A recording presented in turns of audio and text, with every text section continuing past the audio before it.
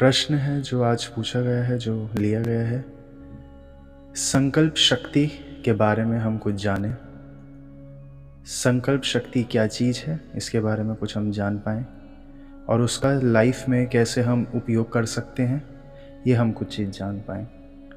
क्योंकि हर धर्म ग्रंथ में और हर उपनिषद में, काफ़ी सारी उपनिषद में संकल्प शक्ति का महत्व बताया गया है। किसी भी साधु संत के पास अगर उनके स्टूडेंट्स जाया करते थे तो संकल्प शक्ति की ही सबसे पहले परीक्षा होती थी। तपस शब्द दिया जाता था उस चीज़ को कि तपस्या कर। तपस्या की ही इसलिए जाती थी कि देख पाएँ कि संकल्प है कि नहीं है। कहीं घूमते फिरते मज़े के लिए तो नहीं आ गया कोई कि चलो चल लेते हैं, थोड़ा मॉल घूम आए हैं, थोड़ा पार्क घूम आए हैं, अब थोड़ा मेडिटेशन भी कर लेते हैं। क्या सीरियस है लाइफ के प्रति?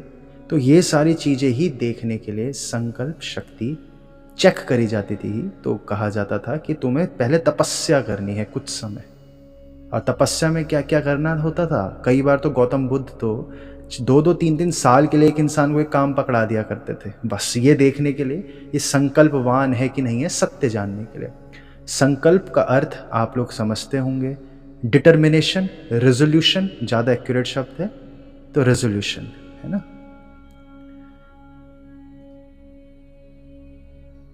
रेजोल्यूशन, अमनप्रीत जी पूछ रहे हैं संकल्प का इंग्लिश में ट्रांसलेशन हुई। एग्जैक्टली रेजोल्यूशन होती है, डिटर्मिनेशन रेजोल्यूशन आप समझ सकते हैं, ठीक है।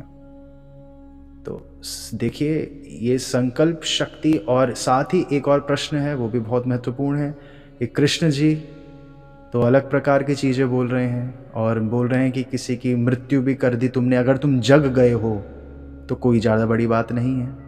ओशो ने काफ़ी सारी स्त्रियों के साथ संभोग करा और वो तो बोल रहे हैं कि कोई ब्रह्मचर्य की आवश्यकता नहीं है, है ना।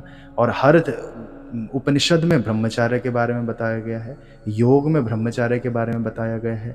चाहे इस्लाम है, चाहे क्रिश्चियनिटी है, वो ब्रह्मचर्य को इतना ज़्यादा प्रमोट करा जा रहा है। बुद्धिज़्म में ब्रह्मचर्य को, जैनिज़्म में ब्रह्मचर्य को, हिंदुज़्म के कुछ सेक्ट्स में, कुछ भागों में, अधिकतर भागों में हिंदुज़्म में ब्रह्मचर्य को सपोर्ट करा जा रहा है ना। और साथ में किसी की हत्या करना भी गड़बड़ है, तो ये भी है। लेकिन साथ में कृष्ण जी क्या बोलते हैं कि अगर तुम जग गए हो, जगने का अर्थ अभी आप फिलहाल ऐसे समझे कि दृष्टा हो गए हो। दृष्टा का अर्थ आप ऐसे समझे, क्योंकि बहुत कॉम्प्लेक्स है सारा कुछ ना, तो दृष्टा का अर्थ आप ऐसे समझे कि आप सामने वाली चीज़ों को देखकर उत्तेजित नहीं हो रहे हो, एज अ ऑब्जर्वर देख रहे हो। आपको पता है ये एक मूवी चल रही है, ये शुरू हुई थी और एक दिन ख़त्म हो जाएगी, ये जीवन ख़त्म होना ही है। ये भाव गहरा जाता है तो स्वतः ही आप दृष्टा होने लग जाते हो, फिर जज नहीं करते हो आप, फिर सही गलत ज़्यादा नहीं देखते हो आप, है ना। कुछ 2-3 बातें सबसे पहले आप जीवन में समझें कि जिस प्रकार एक बच्चे का स्वभाव भिन्न है एक एडल्ट से, बहुत तरीकों से भिन्न है, वैसे ही एडल्ट्स भी भिन्न भिन्न प्रकार के हैं। कोई एडल्ट, कोई बड़ा आदमी मन के तल पर ही जिएगा और मन के तल पर ही मर जाएगा। उन लोगों के लिए हर धार्मिक ग्रंथ में अलग विधि बताई गई है जो मन के तल पर ही जिएंगे और मन के तल पर ही उनकी मृत्यु हो जाएगी और उनमें ज़्यादा बदलाव नहीं आ पाएंगे। इस चीज़ को भी लेकर सारे धर्म ग्रंथ, सारे धर्म स्पष्ट हैं। और क्या कहा अभी हमने कि कुछ लोग मन के तल पर ही पैदा होंगे, मन के तल पर ही जीते जीते मर जाएंगे। कुछ लोग शरीर के तल पर पैदा हुए हैं, शरीर के तल पर ही जीते जीते मर जाएंगे। तो उन लोगों के लिए बिल्कुल भिन्न विधियां बनाई गई हैं अपने, अगर आप कहें, स्पिरिचुअल डेवलपमेंट के लिए। उन लोगों का स्वाद जो मन के तल पर जी रहे हैं वो इस चीज में नहीं होगा कि चीज क्यों हो रही है। उदाहरण के लिए कोई भक्ति मार्ग पर है और उसने भक्ति करी, उसे स्वप्न में ईश्वर दिखने लग जाएं और उसका सब बताने लग जाएं कि आगे ऐसा होगा, अब इस दिन इस इंसान की मृत्यु हो सकती है, बचाओ उसे जाकर, उस दिन ये हो सकता है, प्रिडिक्ट करना सिखा दें। तो जो भक्ति मार्ग पर जी रहा है, जो उपनिषद कहती है, जो मन कल तर पर जी रहा है, जो लोग विधियां फॉलो करेंगे, भक्ति मार्ग फॉलो करेंगे, तो वो लोग यहाँ पर सेटिस्फाइड हो जाएंगे।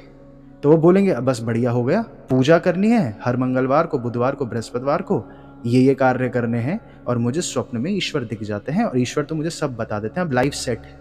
तो वो वहीं रुक जाएगा, क्योंकि वो जो मन के तल पर जी रहा है तो उसकी मन की पूर्ति होती है नतीजों से। आपको सुनकर लग रहा होगा कि सारे लोग ऐसे नहीं होते, कि नतीजे मिल जाएं और बस हो गया, सुकून मिल गया बस। लेकिन ऐसा नहीं है, ऐसा यही उपनिषद समझाता है। और ऐसे बहुत सारे लोग ध्यान की स्थितियों में, अधिकतर लोग यहाँ पहुंच जाते हैं कि उस वक्त नतीजों में आनंद नहीं रह जाता। फिर हमें ये जानना है, ईश्वर स्वप्न में तो आया, ईश्वर के संकेत भी मिल गए, लेकिन क्यों आया? क्या मैं राम जप रहा हूं इसलिए आया और मैं राम का उल्टा मरा मरा कर दूं तो आएगा? ईश्वर तो आ गया, लेकिन क्या अगर मैं ब्रह्मचार्य पालन नहीं कर रहा हूं तब आएगा? क्यों नहीं आ रहा ब्रह्मचार्य पालन करने से?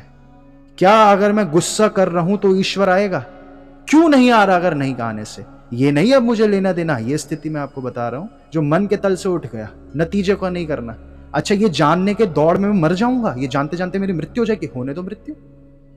मेरे को जानना है कि क्यों हुआ है। वो स्थिति होती है जब हम मन से ऊपर उठ जाते हैं, जब हमें नतीजे नहीं पता, हमें जानना है कि जीवन का मकसद क्या है। जो बुद्ध महावीर की स्थितियां हैं वो हम सब की नहीं होती। हम सब की क्या स्थिति है कि बस कुछ एक ऐसा मंदिर मिल जाए चमत्कारी, चाहे घर से 200 किलोमीटर दूर हो। आप देखते नहीं हो कि घर लोग 200-200 मीटर दूर सिद्ध पीठों पर जाते हैं प्रसाद चढ़ाने, उसी मंदिर में जाऊंगा बस इच्छा पूरी हो जाए।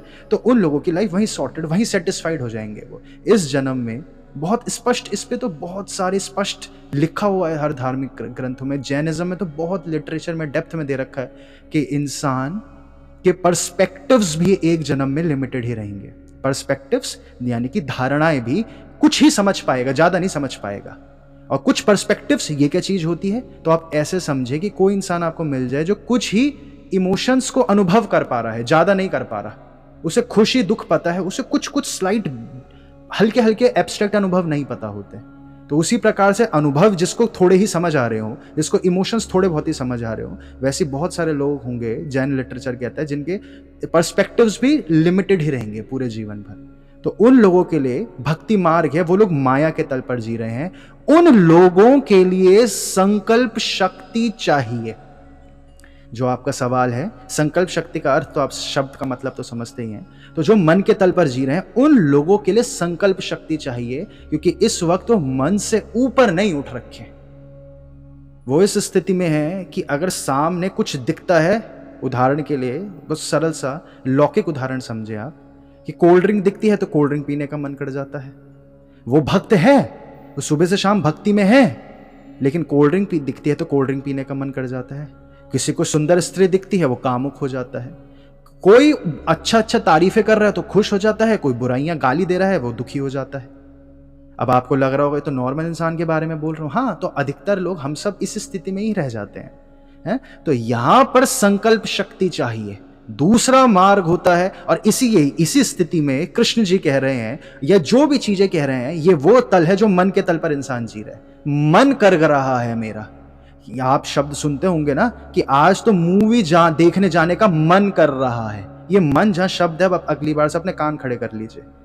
अगर आप ध्यान के मार्ग पर आगे जाते हैं तो ध्यान का मार्ग आपको कहता है कि हाँ ठीक है, ये नतीजे तो तुम्हें मिल रहे हैं, ईश्वर की भक्ति से मिल रहे हैं। क्यों मिल रहे हैं वो हमें जानना है। तो आप सुनते हो ना कि आज तो ना घर में खाना बनाने का मन नहीं कर रहा, कुछ बाहर से खाने का मन कर रहा है। तो ये सारा मन है, गुस्सा, काम वासना, खुशी, एक्साइटमेंट्स या डिप्रेशन, ये सारे मन है। ये हम अपनी धारणाओं को अपनी मानसिक स्थितियों पर थोपते हैं, जो हमारी ऊर्जाओं की स्थिति आप समझें। हमारी जब जब अलग अलग ऊर्जाओं की स्थिति होती है, कभी हमारी ऊर्जाएं बढ़ रखी होती हैं और उस दौरान हम क्योंकि मन के तल पर है तो क्रोध आ जाएगा, तो हम वो क्रोध का रंग चढ़ा देंगे अपनी बढ़ी हुई ऊर्जाओं पर, अपने दुखी स्थिति का रंग चढ़ा देंगे अपनी बढ़ी हुई ऊर्जाओं के ऊपर। दुख है, सेम स्थिति है, ऊर्जाएं गिर रखी हैं तो आपको डिप्रेशन और रोना आने लगेगा। सेम स्थिति है, आपकी ऊर्जाएं बढ़ रखी तो आपको क्रोध आने लगेगा। सारे मन के तल पर जी रहे हैं। तो इस स्थितियों में इंसानों को संकल्प शक्ति करनी पड़े, संकल्प शक्ति का सहारा लेना पड़ता है, क्योंकि हम अभी मन से हार रखे अभी। तो अब क्या करें? अब आप समझे ना कि बहुत सारे लोग हैं, हमारे मैसेज आते हैं यहाँ पर, जो लोग आते हैं तो उनका बहुत बड़े बड़े लोग 50-50 साल के आते हैं, ये काम वासना खत्म नहीं हो रही है और ये पुरुषों में अधिक दिखता है।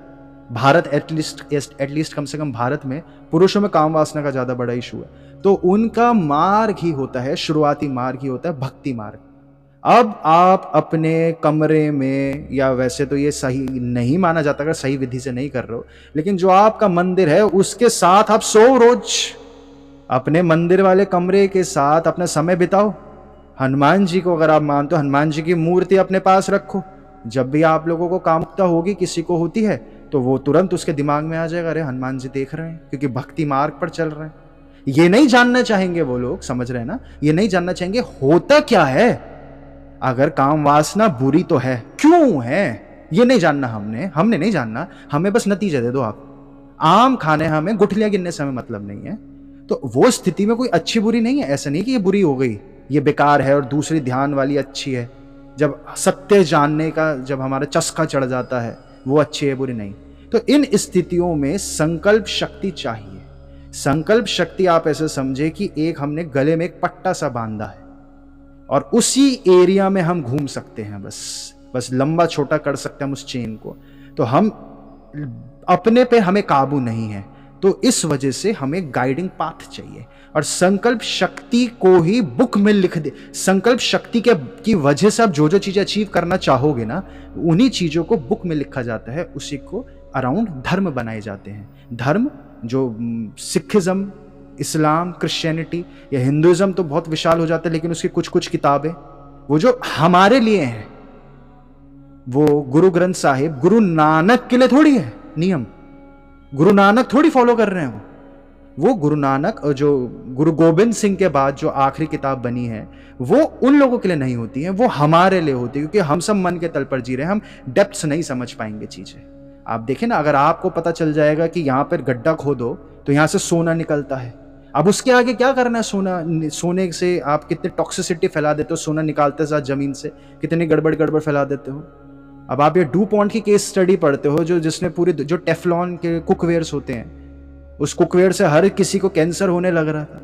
अब जब डू पॉन्ट पर, उस कंपनी पर केस हुए, या फिर आप ये समझे अगर वैक्सीन कंपनी पर केस होने लग गए और वो कंपनीज बंद होने लग गई, तो लोग आप लोगों की अच्छाइयां नहीं मानेंगे, लोग आपके पीछे गला पकड़ लेंगे आपका, कि तुम्हारी वजह से जो हमारे देश का सबसे बड़ा एम्प्लॉयर है, जो सबसे ज्यादा नौकरियां दे पाता है, वो है फार्मा इंडस्ट्री। तो फार्मा इंडस्ट्री की नौकरी गधों तुम्हारी वजह से बंद हो गई। मुझे कल की झुमरी तलई, ताजमहल नहीं देखना, मुझे आज की झुमरी तलैया दिखनी, लॉन्ग टर्म नहीं देखना, मुझे अब भी देखना है। तो जो अभी वाले स्थिति है, उन स्थितियों के लिए संकल्प शक्ति है। अब दूसरा, अभी आप समझ पा रहे होंगे संकल्प शक्ति क्यों, क्योंकि उससे आप पे गले में पट्टा लग जाएगा। और ये विधि आप माँ काली, भैरव देवता, हनुमान जी, शिव जी, जितने भी हिंदू देवी देवता और भगवान हैं, उनकी पूजाओं में 41 दिन का संकल्प रखना होता है, 108 दिन का संकल्प रखना है, 21 दिन का, और छोटा करना है 11 दिन का, सबसे कम 7 दिन का। तो ये संकल्प रखना है कि कम से कम इतने दिन तो तुम्हारा मन बहुत चंचल है, इतने दिन तुम सीधी लकीर के फकीर बन जाओ। ये तुम छोटे बच्चे हो, 12वीं से भी छोटे हो, अभी 6ठी क्लास में ये रहा तुम्हारा टाइम टेबल, क्योंकि मन को काबू नहीं कर पा रहे, हम फैसला करके बैठ गए हैं। ठीक है, तो यहां पर संकल्प शक्ति चाहिए ही होगी। दूसरी स्थिति, और इस स्थिति में नियम पालन करने ही पड़ेंगे, क्योंकि अभी मन बहुत कुछ है, आप लोगों को नहीं जानते हो। आप लोग अधिकतर बीमार, अभी तो अधिकतर शब्द बोलना पड़ रहा है, वरना हर बार काल्पनिक लग जाएगा आप लोगों को सुनने में, लेकिन अधिकतर बारी में आप लोग बीमार ही अपने मन के कारण पड़ते हो। आप लोगों को लगता है ये करने की वजह से मेरी तबीयत खराब होती है, बुखार आता है, सिर्फ इस वजह से आता है आप लोगों को बुखार। धीरे धीरे आपको स्वतः ही दिखने लग जाएगा कि सारा मन का खेल है। शरीर तो बहुत छोटी चीज है, मन अगर मन से ऊपर उठ जाओगे तो आप बहुत कुछ काबू करने लग जाओगे, लेकिन अब वो खतरनाक स्थिति हो जाती है, वो बहुत डेंजरस स्थितियां होती है। अगर मन से इंसान ऊपर उड़ जाता है तो बहुत कुछ काबू करने लग जाता है। आपकी नींद आपके पूरे वश में आ जाएगी, पूरे वश में आ जाएगी नींद। अभी तो आप 2-3 दिन सही से नहीं सोओगे तो किसी की मूड खराब हो जाता है, किसी का पाचन गड़बड़ हो जाता है, किसी के आंखें लाल हो जाएंगी, सर दर्द हो जाता है अधिकतर लोगों के। लेकिन जब इंसान ये सारी चीजें समझता है कि वो जो तबीयत हमारी खराब हो रही थी वो इसलिए कि हमारा शरीर हम पर भरोसा नहीं करता था, हमारा शरीर खुद पर भरोसा करता है, तो अपने हिसाब से फैसला लेता है। क्योंकि हम अभी मन है, मन तो करता है रात भर घूमते रहो। अगर मन ही सब कुछ, हम मन के तल पर जीने लग जाते, शरीर हम पर भरोसा करने लग जाए, खुद का भरोसा छोड़ दे, शरीर अगर आप पे भरोसा करने लग जाता है तो उन स्थितियों में अगर आपके फ्रैक्चर भी होगा, चोट फटाक भी लगती है, हल्का सा सम्मोहन की स्थिति समझ सकते होंगे इससे आपके, तो आपको दर्द नहीं होता फिर, क्योंकि शरीर अब आप पे ट्रस्ट कर रहा है। आप बोल रहे हो मैं जानता हूं मेरे साथ क्या है, मुझे तकलीफ मत करो। ये मैं आपको शब्दों में उतार रहा हूं, ये भावनाओं की स्थिति होती है। तो आपका शरीर आप पर भरोसा करता है। इसी आज की स्थितियों में अभी आपका शरीर आप पर ट्रस्ट नहीं करता। आपका शरीर आपसे आगे जाना पड़ेगा, उसे मजबूरी है, वरना आपका शरीर टूट जाएगा, फ्रैक्चर हो जाएगा, क्योंकि मन करता है रात भर जागते रहो, है ना। तो ये सारी चीजें होती हैं। तो इसी वजह से ये शरीर भी पूरा बदलने लगता है आप लोगों का। तो मन इसलिए समझाया गया है, इसलिए मन का तल को बहुत डिटेल में समझाया गया है, इसीलिए संकल्प शक्ति चाहिए। ठीक है, अगर आप अपना पूरा मन आपके काबू में है, और मन काबू का अर्थ होता है मन की मृत्यु हो जाना। मन को चीज पकड़ने वाली नहीं है। हमारे जब पकड़न कमजोर होती है उसको मन कहते हैं। जब हम स्टूपिड होने लग जाते हैं हम उसको मन कहते हैं। जैसे स्टूपिडिटी अपने आप में कुछ नहीं है, वैसे मन ताकतवर हो गया और हम कमजोर हो गए, वो सेम चीज है। स्टूपिडिटी और मन से मन, ये सेम चीज समझो ना। तो ये सारी चीजें अब आप समझ गए, तो इसलिए संकल्प चाहिए। दूसरी चीज जो आप लोगों का सवाल था, और इसके अराउंड अगर आपको कोई भी कंफ्यूजन रह जाता है, क्योंकि बहुत डेप्थ है, बहुत एब्स्ट्रैक्ट है ये, कम से कम हम ना जाने कितनी भी बार हम ये सारे डिस्कशन कर रहे हैं, हर बार नई चीज समझ आएगी, बहुत गहराइयां हैं। किस तल पर आप हो, किस तल की भाषा को मेरे को उपयोग करके बताना पड़ेगा, क्योंकि सारी बातें तो 2 शब्दों की हैं, लेकिन किस उदाहरण से बताना पड़ेगा। तो अगर आपको कुछ कंफ्यूजन रह जाता है तो आप दोबारा पूछ सकते हैं। तो ये मन का तल होता है ना। कि और जो वर्ल्ड इकोनॉमिक फोरम वाला सीन है ना, तो वो आपके मन के तल को ही काबू करेंगे। आपको बार बार एक चीज दिखा देंगे तो आपको वो देखने लग जाओगे, आपको वो पसंद आने लग जाएगा, है ना। और मन के तल का आप लाइव जीवन में ये भी उदाहरण समझो। अगर आप मूवीज देखते हो तो क्यों देखते हो? मूवीज आपके मन को सुकून देता है, तो सारा मन का तल है। अब दूसरी चीज आ जाती है, ये आप समझ गए संकल्प शक्ति की जरूरत है। संकल्प शक्ति के अलावा बहुत सारी विधियां होती हैं। रिपीटिशन प्राइमिंग होती है, जो मैम ने कल आपको विधियां कराई, वो सारी विधियां होती हैं। तो ठीक है, अब दूसरी सवाल जो आप लोगों का आता है कि कृष्ण जी जो भगवान में नहीं मानते हैं वो कैसे प्रण लें, वो हम आगे डिस्कस करते हैं। बहुत सिंपल सी चीज है। अब आप आगे देखते हो कि कृष्ण जी जो कह रहे हैं, तो कृष्ण जी कह रहे हैं कि अगर तुम मन से ऊपर उठ जाओगे, तो कृष्ण जी यही आपको समझाना चाह रहे होते हैं। लेकिन अगर ये बीच का हिस्सा वो बताते तो जो गीता है वो 10 गुनी बड़ी हो जाती। आप समझ रहे हो? गीता की एक एक शब्द, एक एक लाइन भी मैं ज्यादा बोल रहा हूं, एक एक शब्द में बहुत सारी एक्सप्लेनेशंस हैं। बहुत एब्स्ट्रैक्ट है, बहुत बदल चुका है आज की तारीख में, कुछ का कुछ हो चुका है कंप्लीटली। उदाहरण के लिए आप ये समझें कि जो वेद, क्यों उपनिषद और वेदांत लिखनी पड़ गई? क्यों उपनिषद और वेदांत लिखनी पड़ गई ना? क्योंकि वेद में क्या है कि वहां पे अग्नि रहस्य समझाए गए हैं।